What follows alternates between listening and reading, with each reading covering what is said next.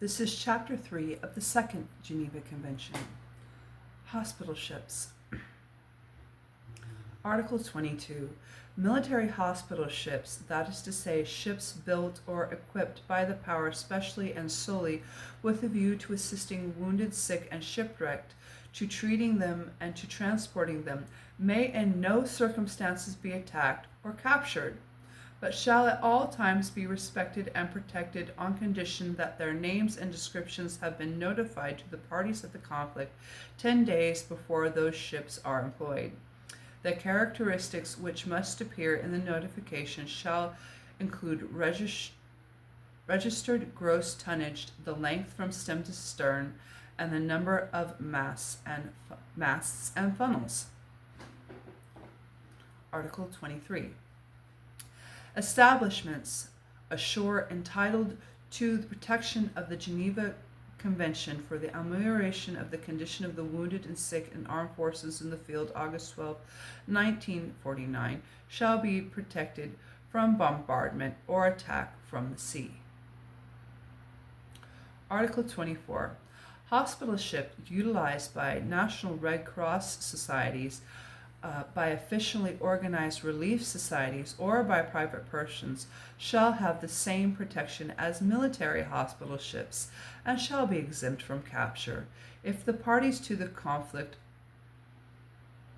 on which they depend has given them an official commission, and in so far as provisions of the Article 22 concerning notification have been complied with.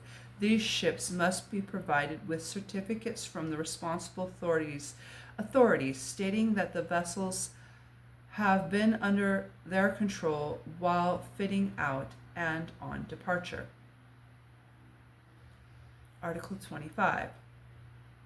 Hospital ships utilized by the National Red Cross Society, officially recognized relief societies, or private persons of neutral countries shall have the same protection as military hospital ships and shall be exempt from capture on the condition that they have placed themselves under the control of one of the parties to the conflict with the previous consent of their own governments and with the authorization of the party of the conflict concerned, insofar as provisions of Article 22 considering the notification have been complied with.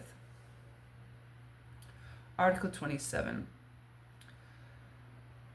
The protection mentioned in Articles 22, 24, and 25 shall apply to the hospital ships of any tonnage and to their lifeboats, wherever they are operating. Nevertheless, to ensure the maximum comfort and security, the parties to the conflict shall endeavor to utilize the transport of the wounded, sick, and shipwrecked over long distances and on the high seas only hospital ships of over 2,000 tons gross.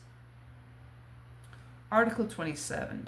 Under the same conditions as those provided for in Article 22 and Article 24, small crafts employed by the state by the officially recognized lifeboats institution for coastal rescue operations shall also be respected and protected so far as operational requirements permit. The same shall apply so as far possible to the fixed coastal installation used exclusively by these craft for their humanitarian missions. 28. Should fighting occur on board a warship, the sick bay shall be respected and spared as far as possible. Sick bays and their equipment shall remain subject to the laws of warfare, but may not be diverted from their purpose so long as they are required for the wounded and sick. Nevertheless, the commander into whose power they have fallen may, after ensuring the proper care of the wounded and sick who are accommodated therein, apply them to other purposes in case of urgent military necessity. Article 29. Any hospital ship in a port which falls into the hands of the enemy shall be authorized to leave the said port. Article 30. The vessels described in Articles 22, 24, 25, and 27 shall afford relief and assistance to the wounded, sick, and shipwrecked without any distinction of nationality.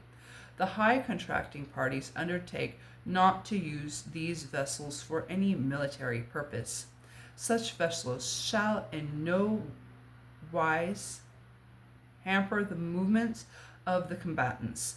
During and after engagement, they will act at their own risk. 31. The parties to the conflict shall have the right to control and search the vessels mentioned in Articles 22, 24, 25, and 27.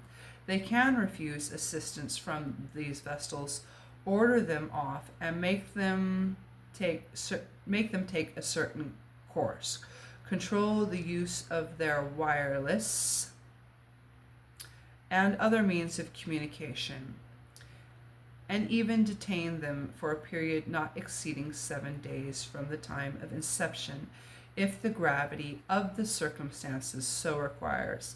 They may put in a commissioner temporarily on board, whose sole task shall be to see that orders given in virtue of the provisions of the preceding paragraph are carried out.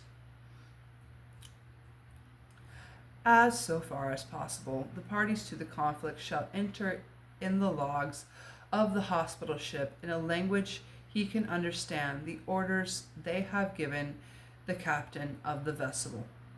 Parties to the conflict may either unilaterally or by particular agreements put on board their ships neutral observers who shall verify the strict observation of the provisions contained within the present convention.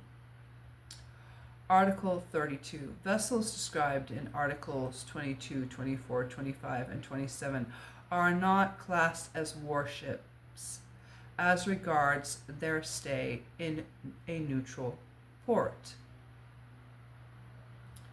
Article 33. Merchant vessels which have been transformed into hospital ships cannot be put to any other use throughout the duration of hostilities. Article 34. The protection to which the hospital ships and sick bays are entitled to shall not cease unless they are used to commit outside their humanitarian duties acts harmful to the enemy. Protection may, however, cease only after due warning has been given, naming in all appropriate cases a reasonable time limit, and after such warning has remained unheeded. In particular, hospital ships may not possess or use secret code for their wireless or other means of communication.